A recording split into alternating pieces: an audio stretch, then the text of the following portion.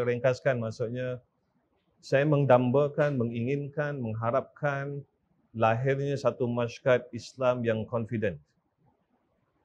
Masyarakat Islam yang penyayang, compassionate. Dan masyarakat Islam yang penuh dengan rahmah.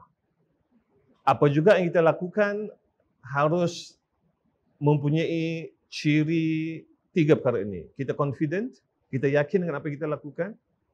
Kita harus bersifat penyayang, compassionate, dan penuh dengan rahmah, kasih sayang kepada semua ciptaan Allah SWT. Bukan hanya sesama manusia, tapi kepada semua ciptaan Allah SWT.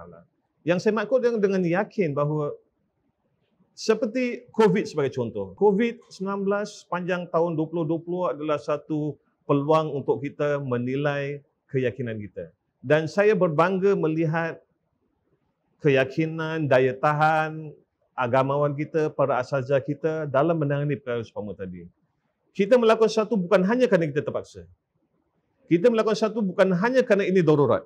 Kita tidak selalu hanya menggunakan konsep darurat dalam menyelesaikan masalah. Bila kita menutup masjid misalnya, kita yakin bahawa ini adalah demi keperluan, demi daruriyat. Bukan darurah, tapi daruriyat. Kehidupan dan kesinambungan kehidupan manusia di sini. Kita yakin bahawa kita bukan memperlekehkan agama Allah Subhanahu Wa Taala.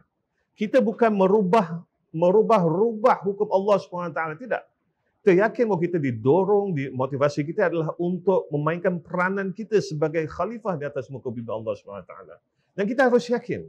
Dan saya bangga melihat golongan agamawan kita, asatizah kita di Singapura ini mempunyai ciri daya tahan dan keyakinan semua tadi.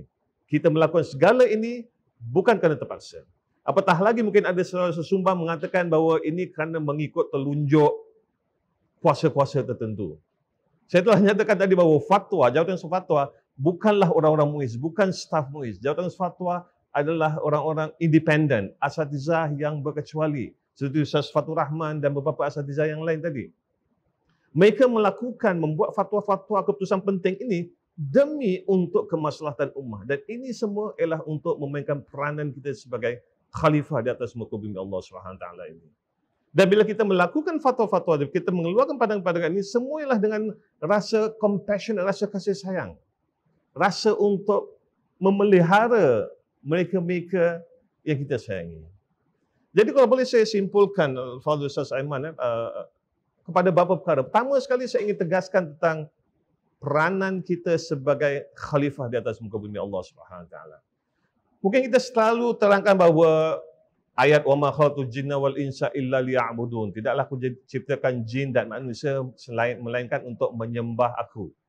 Dan kemudian kadang-kadang kita juga bataskan makna ibadah kepada ritual, kepada amalan-amalan ibadah, berpuasa, berzikir, bersembahyang, bersolat dan sebagainya. Sedangkan konsep ibadah itu lebih luas. Tapi katakanlah, walaupun kalau kita memahami ibadah dan makna yang sempit tadi, kita tahu juga bahawa antara fungsi ciptaan Allah SWT, antara kita dicipta oleh Allah SWT ialah sebagai khalifah di atas muka bumi Allah SWT.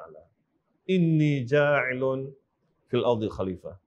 Bahawa, jadi maksudnya kalau Islam, raison d'être, tujuan ciptaan manusia adalah untuk berfungsi sebagai khalifah. Yang dimaksudkan sebagai khalifah adalah untuk kita mengimarahkan dan memakmurkan bumi Allah SWT ini. Menjadikan bumi Allah SWT tempat yang selamat, tempat yang selesa, sentosa untuk kita beribadah. Kerana tak mungkin kita boleh beribadah kepada Allah SWT sedangkan bumi kita dalam ketakutan. Bagaimana kita nak bersolat misalnya, sedangkan kita takut keliling kita semua ada penyakit ke, ada serangan ke dan sebagainya. Ini adalah misi madani, misi ketamadunan umat Islam. Bukan hanya ibadah yang kita pada umumnya faham yang betul ritual, tapi adalah peranan ketamadunan kita. Mengimarahkan masjid, mengimarahkan dunia ini. Dalam hal ini, dalam kita membincang tentang mengimarahkan dunia ini, kita haruslah menjadi penyelesai kepada permasalahan. Kita harus menjadi producers, penghasil, dan bukan hanya pengguna, consumers.